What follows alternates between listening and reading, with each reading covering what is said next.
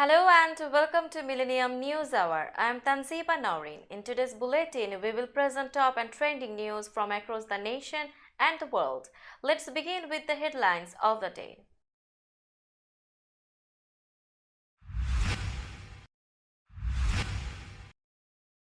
Biden assures US banking system is safe.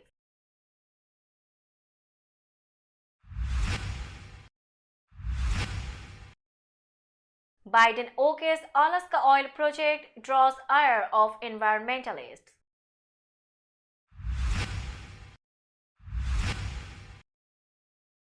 Migrants rush El Paso border crossing after false rumor.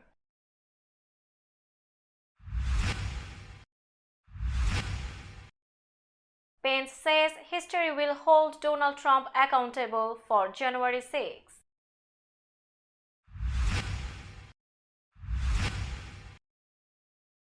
Man with a gun arrested at Vice President's residence.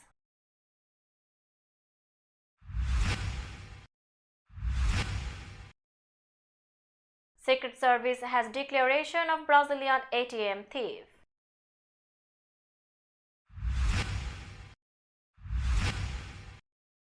Three-year-old girl kills four-year-old sister in accidental shooting at Texas home.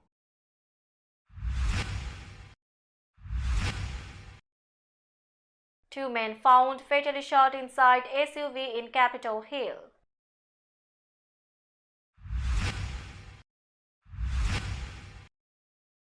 Eight dead after a smuggling boat's capsize off San Diego coast.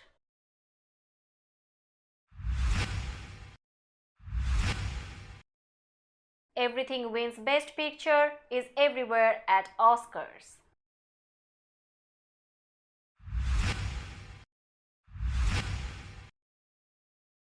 Saudi deal with Iran worries Israel shakes up Middle East.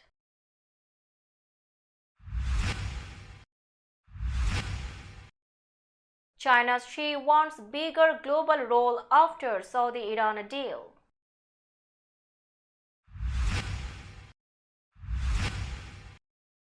US South Korea hold drills as North sub-test fires missiles.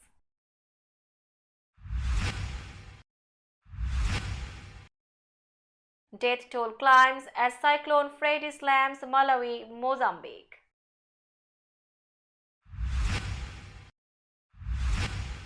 Oil giant Saudi Aramco makes a historic $161 billion profit in 2022.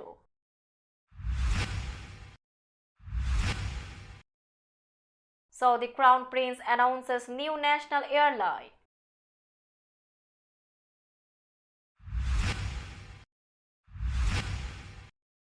Masks stay put in Japan as three-year request to wear them ends.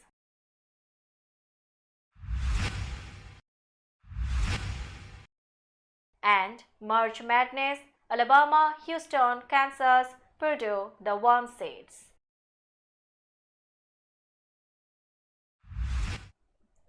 Now news in detail. President Joe Biden on Monday told Americans the nation's financial systems were safe, seeking to project calm following the swift and stunning collapse of two banks that prompted fears of a broader upheaval. Your deposits will be there when you need them, he said. US regulators closed the Silicon Valley Bank on Friday after it experienced a traditional bank run, where depositors rushed to withdraw their funds all at once. It is the second largest bank failure in US history, behind only the 2008 failure of Washington Mutual. But the financial bloodletting was swift. New York-based Signature Bank also failed. The president, speaking from the White House shortly before a trip to the West Coast, said he would seek to hold those responsible accountable and pressed for better oversight and regulation of larger banks. And he promised no losses would be borne by taxpayers. We must get the full accounting of what happened, he said. Americans can have confidence that the banking system is safe. Biden also said management of the banks should be fired. If the bank is taken over by the FDIC, the people running the bank should not work there anymore, he said, referring to the Federal Deposit Insurance Corporation, the agency responsible for ensuring the stability of the banking system. At more than 110 billion in assets, Signature Bank is the third largest bank failure in US history. Another beleaguered bank, First Republic Bank, announced Sunday that it had bolstered its financial health by gaining access to funding from the Fed and JP Morgan Chase. The Biden administration said Monday it is approving the huge Willow oil drilling project on Alaska's petroleum-rich North Slope, a major climate move by President Joe Biden that drew quick condemnation from environmentalists who said it flies in the face of the Democratic president's pledges. The announcement came a day after the administration, in a move in the other direction toward conservation, said it would bar or limit drilling in some other areas of Alaska and the Arctic Ocean. The Willow approval by the Bureau of Land Management would allow 3 drill sites, which would include up to 199 total wells. 2 other drill sites proposed for the project would be denied. Project developer ConocoPhillips has said it considers the 3-site option workable, the right decision for Alaska and our nation, in the words of company chairman and CEO Ryan Lenz. Houston-based ConocoPhillips will relinquish rights to about 68,000 acres of existing leases in the National Petroleum Reserve, Alaska. A large group of migrants in Mexico who were poised to barge into the U.S. over the weekend were blocked from crossing a bridge leading from Ciudad Juarez, Mexico, to El Paso, Texas, a U.S. Customs and Border Protection spokesman said. The migrants were posing a potential threat to make a mass entry, and physical barriers were put up to restrict their entry at the Paso del Norte International Bridge on Sunday afternoon. Spokesman Roger Meyer said in a statement. Similar attempts to breach the border also took place at 2 other land ports in the region, the Bridge of the Americas and the Stanton Crossing, prompting authorities to erect temporary barriers at those locations Sunday afternoon too, CBP said. Video of the scene at the Paso del Norte Bridge on Sunday showed hundreds of migrants brush past Mexican National Guard officers on the Mexican side, some carrying children on their shoulders. Many appeared to be Venezuelan by their accents, shouting, "We want to get through." The migrants ran up to the center line of the bridge, where U.S. authorities had erected concrete and plastic barriers strung with concertina wire. The migrants were stopped by the barrier and remained on the Mexican side, shouting, "Open up for us," to the U.S. officers. After a time, the migrants ran back toward the Mexican side. Traffic was reopened and flowing in both directions as of Sunday evening, Meyer said. It wasn't immediately known what caused the attempted mass crossing. A message seeking comment was left with the mayor's office in El Paso. In a speech Saturday night, former Vice President Mike Pence delivered what amounted to his strongest rebuke of Donald Trump to date, criticizing the former president for his role in the lead-up to the January 6, 2021 attack on the U.S. Capitol, as well as attempts to rewrite the history of that day. President Trump was wrong, Pence said. "I had no right to overturn the election, and his reckless words endangered my family and everyone at the Capitol that day. And I know that history will hold Donald Trump accountable." Pence was speaking at the Gridiron Dinner, a white tie event thrown by journalists in Washington that this year included speeches by Secretary of State Antony Blinken and New Jersey Governor Phil Murphy, in addition to Pence. The annual event tends to be a light-hearted affair, with skits and parody songs performed by members of the Washington Press Corporations. The night also features comedy routines from politicians, who are often more willing to cut loose than usual, perhaps because the Gridiron does not allow television cameras. Pence's performance included his own attempt at a comedy routine, replete with knocks on his former running mate. The US Secret Service arrested a man with a gun as he attempted to enter the grounds of the Vice President's residence in Northwest DC on Friday. An affidavit obtained by News 4 identified the man as Roderick Porter, who had authorization to be there, reported he had a gun in his car at a vehicle checkpoint, the Secret Service said. According to the affidavit, Porter said he had a valid DC concealed carry permit. Officers ran the gun's serial number and found it had been improperly registered.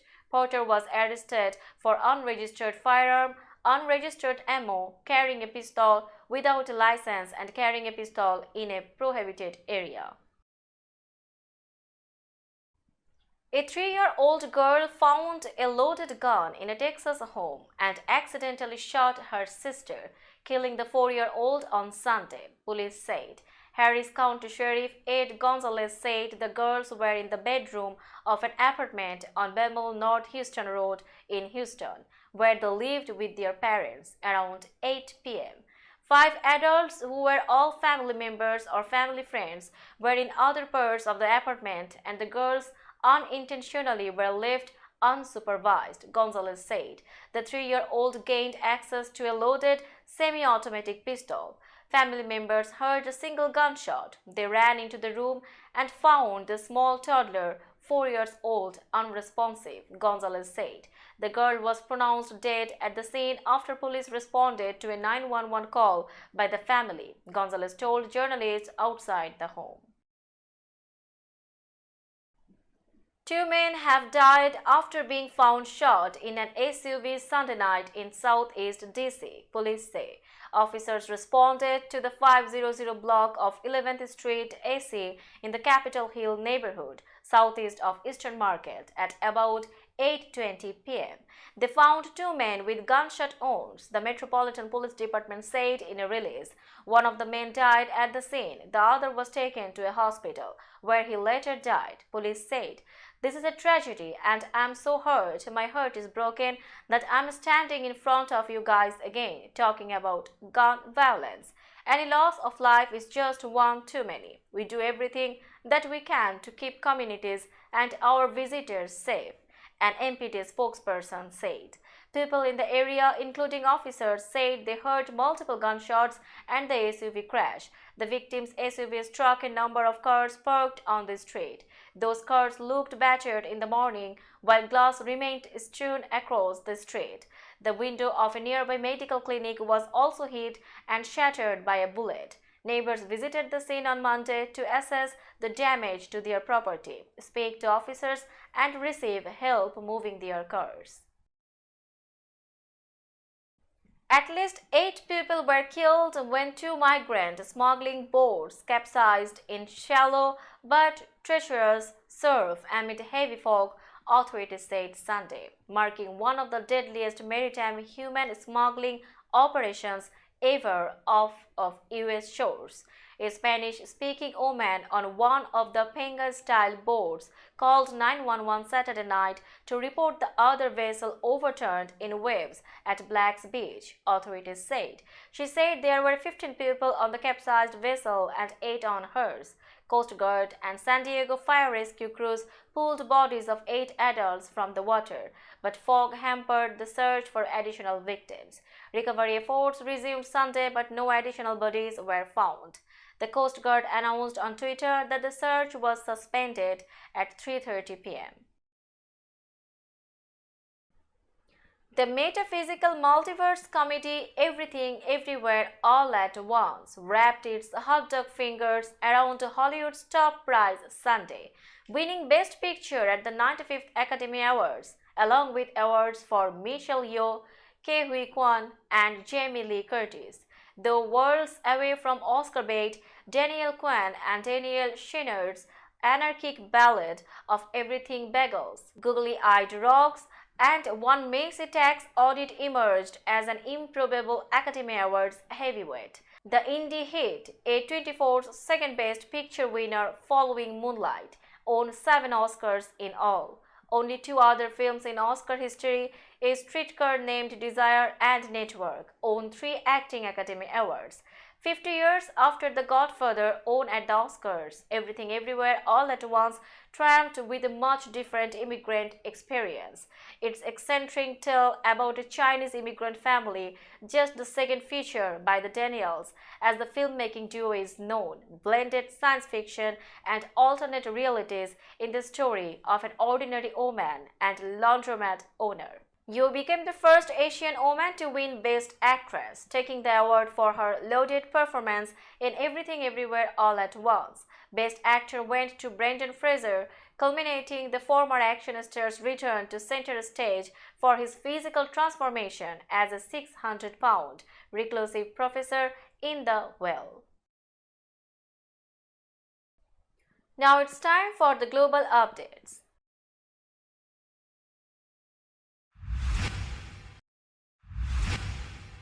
News of the rapprochement between long-time regional rivals Saudi Arabia and Iran sent shock waves through the Middle East on Saturday and dealt a symbolic blow to Israeli Prime Minister Benjamin Netanyahu, who has made the threat posed by Tehran a public diplomacy priority and personal crusade.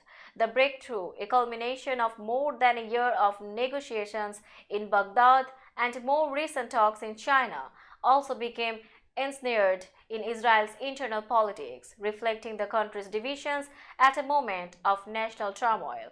The agreement, which gives Iran and Saudi Arabia 2 months to reopen their respective embassies and re-establish ties after 7 years of rupture, more broadly represents one of the most striking shifts in Middle Eastern diplomacy over recent years. In countries like Yemen and Syria, long caught between the Sunni kingdom and the Shiite powerhouse, the announcement stirred cautious optimism. President Xi Jinping called Monday for China to play a bigger role in managing global affairs after Beijing scored a diplomatic coup as the host of talks that produced an agreement by Saudi Arabia and Iran to reopen diplomatic relations. Xi gave no details of the ruling Communist Party's plans in his speech to China's ceremonial legislature, but Beijing has been increasingly assertive since he took power in 2012 and called for changes in the International Monetary Fund and other entities it says fail to reflect the desires of developing countries.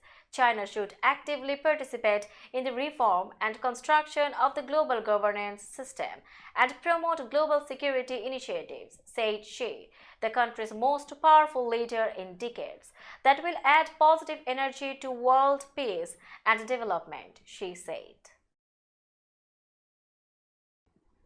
The South Korean and US militaries launched their biggest joint exercises in years Monday, while North Korea said it tested submarine-fired cruise missiles in an apparent protest of the drills it views as an invasion rehearsal. North Korea's launches Sunday signal the country likely will conduct provocative weapons testing during the US-South Korean drills that are expected to run for 11 days. Last week, North Korean leader Kim Jong-un ordered his troops to be ready to repel rivals' frantic war preparation moves. North Korea's increasing nuclear threats, along with concerns about China's ambitions, is pushing the United States to beef up its Asian alliances. In the past year, North Korea has been steadily expanding its nuclear arsenal, as China and Russia repeatedly blocked US-led efforts to toughen sanctions on the North despite its barrage of banned missile tests. The South Korean-US drills include a computer simulation and several combined field training exercises. South Korean officials said the field exercises would return to the scale of the Allies' earlier largest field training that was last held in 2018. An unrelenting cyclone, Freddy, that is currently battering southern Africa, has killed at least 56 people in Malawi and Mozambique since it struck the continent for a second time on Saturday night.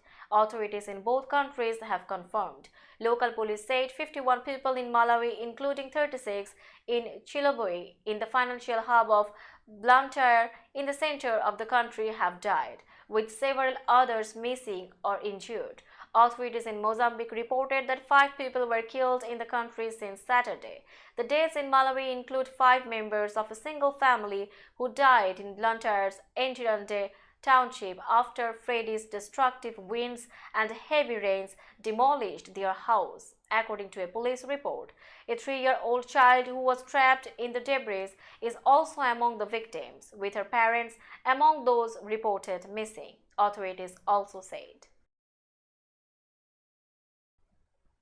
Oil giant Saudi Aramco reported Sunday earning 161 billion last year, claiming the highest ever recorded annual profit by a publicly listed company and drawing immediate criticism from activists. The monster profit by the firm, known formally as the Saudi Arabian Oil Company, came off the back of energy prices rising after Russia launched its war on Ukraine in February 2022, with sanctions limiting the sale of Moscow's oil and natural gas in Western markets. Aramco also hopes to increase its production to take advantage of market demand as China re-enters the global market after lifting its coronavirus restrictions.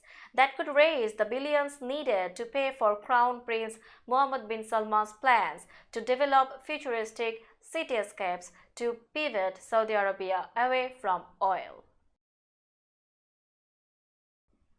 A new national airline will be established in Saudi Arabia, announced the kingdom's Crown Prince Mohammed bin Salman bin Abdulaziz, Prime Minister and Chairman of the Public Investment Fund. Riyadh Air will be a PIF-owned company, according to the Saudi press agency. The new carrier will be chaired by Yasir Al Rumayyan, governor of PIF. The airline's senior management will include Saudi and international expertise, SPA reported.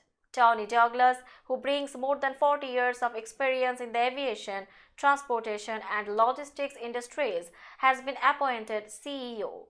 Douglas led UAE-based airline Etihad between January 2018 and October 2022. The eponymous Saudi capital will be the airline's hub, leveraging the country's geographical position to increase connectivity for passengers to over 100 destinations by 2030. Riyadh Air is said to be a world-class airline and is expected to add 20 billion to non-oil GDP growth and create more than 200,000 direct and indirect jobs. The airline will provide tourists from around the world the opportunity to visit Saudi Arabia's cultural and natural attractions. Riyadh Air will also serve as a catalyst for the Saudi national transport and logistics strategy and the national tourism strategy by increasing air transport options, raising cargo capacity, and in turn growing international passenger traffic. Japan on Monday dropped its request for people to wear masks after 3 years, but hardly anything changed in the country that has had an extremely high regard for their effectiveness at antivirus protection. Most commuters exiting Tokyo's main train station in the morning were wearing masks as they headed to work. So were people on the streets. During a televised budget committee meeting at Parliament, some lawmakers still wore masks, though Prime Minister Fumio Kishida wasn't wearing one when he arrived at his office Monday. Baseball fans who gathered outside of the Tokyo Dome hours before Monday's games, Australia versus Czech Republic and China versus South Korea, also had on masks. They will also be able to cheer without their masks as that ban was lifted too. Dropping the mask-wearing request is one of the last steps Japan's government is taking in easing COVID-19 rules in public places as it tries to expand business and other activity. Now it's time for business news.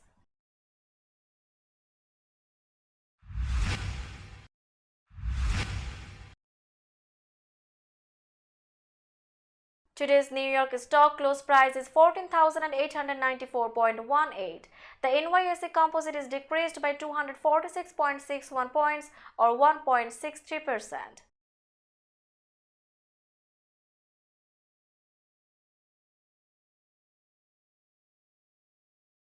Tokyo stock close price is 28,143.97. The Nikkei 225 index is decreased by 479.18 points or 1.67%.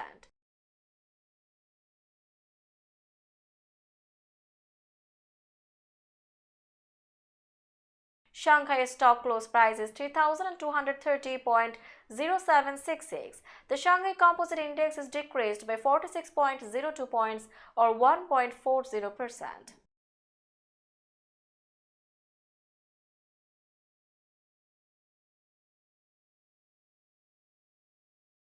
Hong Kong stock close price is 19,319.92. The Hang Seng Index is decreased by 605.82 points or 3.04%.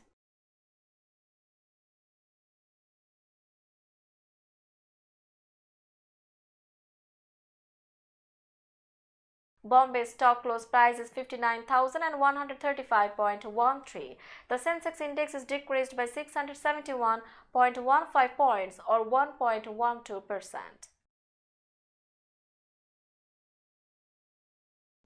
Let's have a look on today's sports story.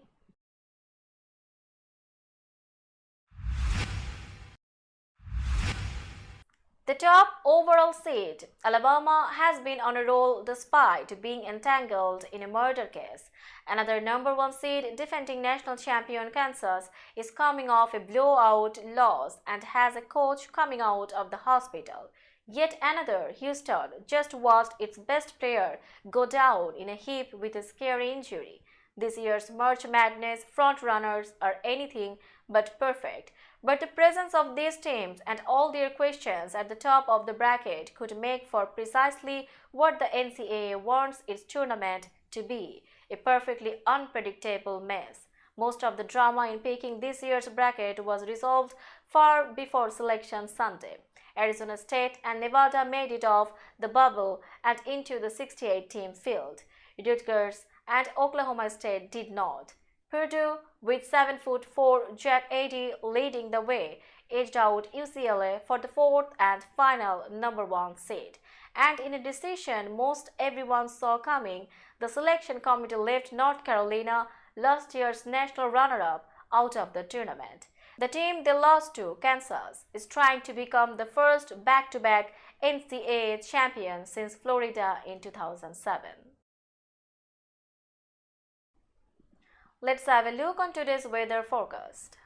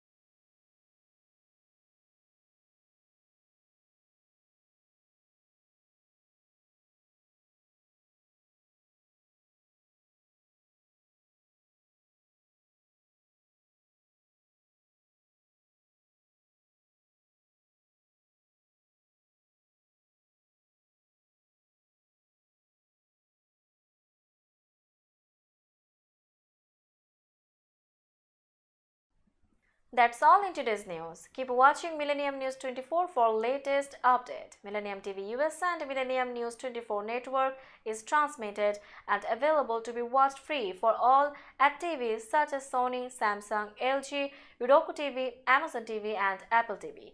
And also in all European countries and Australia available with Sky Network, Worldwide Jago TV, Radiant IPTV, Worldwide Jago BD Network and Horizon Satellite globally. Stay connected with us for all types of informative and entertainment program. Thank you.